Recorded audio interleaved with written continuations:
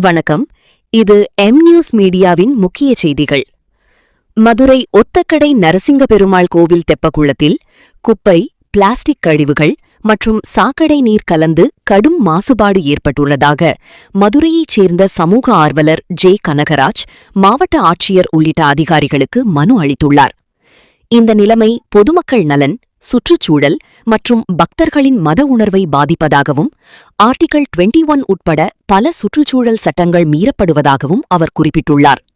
சம்பந்தப்பட்டவர்கள் தெப்பக்குளத்தை உடனடியாக சுத்தம் செய்து நிரந்தர பராமரிப்பு நடவடிக்கை எடுக்காவிட்டால் உயர்நீதிமன்றத்தில் பொதுநல வழக்கு தொடர வேண்டிய நிலை ஏற்படும் எனவும் அவர் மனுவில் தெரிவித்துள்ளார்.